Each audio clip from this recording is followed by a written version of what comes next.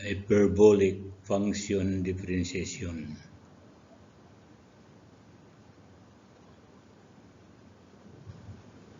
We have the differentiation formulas for the hyperbolic. This one is d over dx of hyperbolic sine u equals to hyperbolic cosine u d over dx. And cosine hyperbolic u derivative is equals to sine hyperbolic u d over dx, and so forth. So, hyperbolic functions are analogous of the ordinary trigonometric functions but defined using the hyperbola rather than the circle.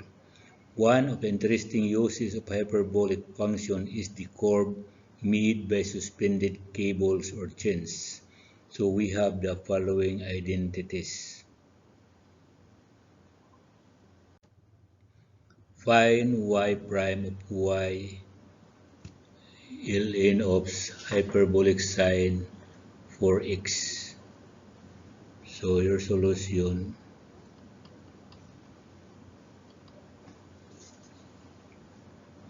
u equals to sine hyperbolic for x. So your du equals to 4 cosine hyperbolic for x. So y prime equals to 1 over u du over dx. 1 over hyperbolic 4x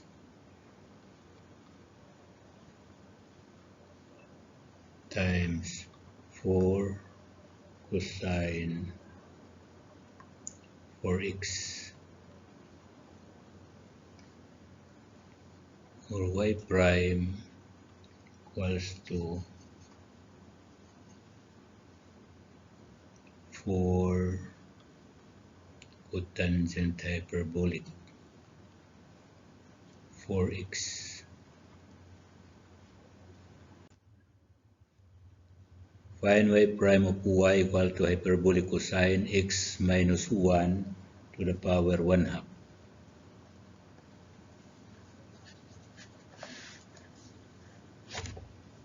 Sine x cubed. So solution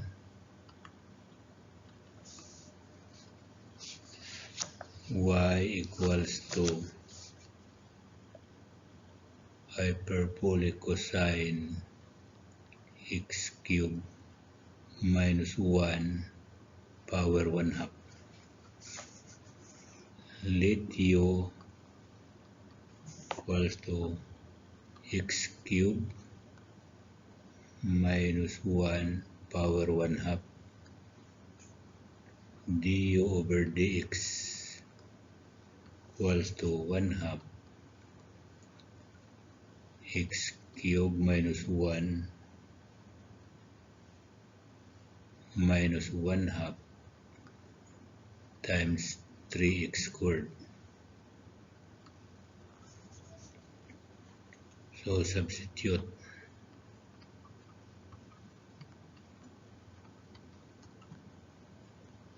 d over dx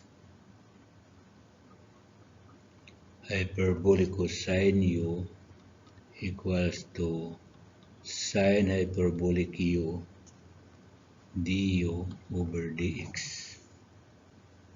or it is equals to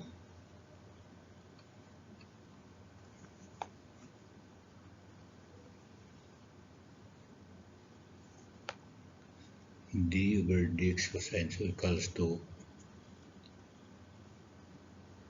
sine u hyperbolic du over dx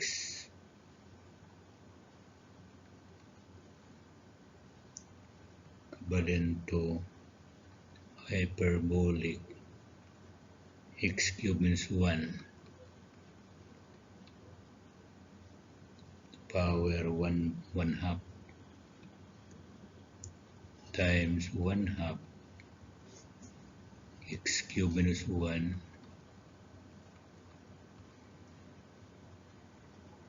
minus 1/2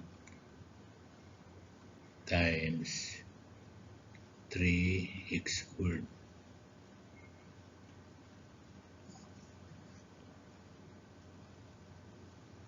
hyperbolic x cubed minus 1 power 1/2 times 3x squared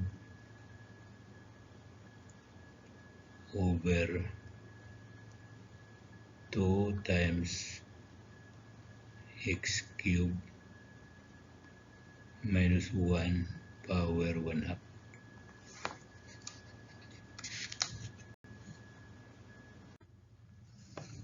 Differentiate y equal to sine hyperbolic 3x.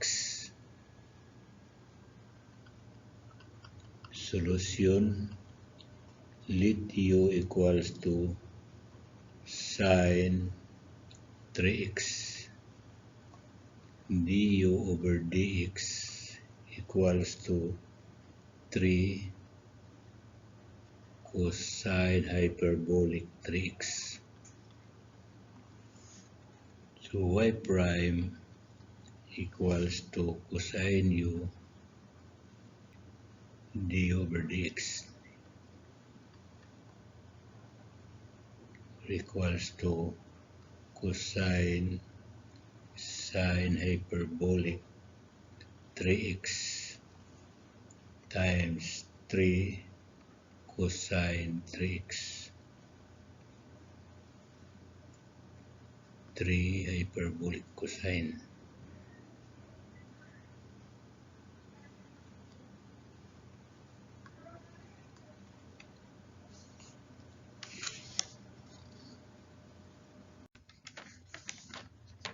Find y prime for y equal to 10 tan hyperbolic tangent x all over 2 minus 4 cotangent 4x.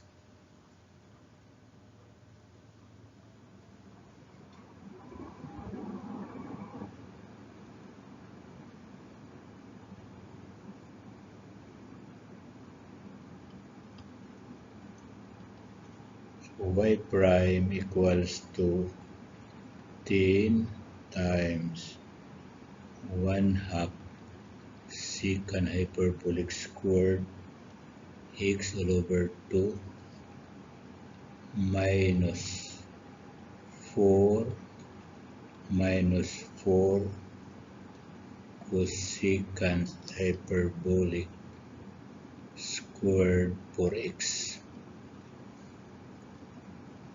equals to 5 secant square x over 2 plus 16 cosecant hyperbolic square 4x.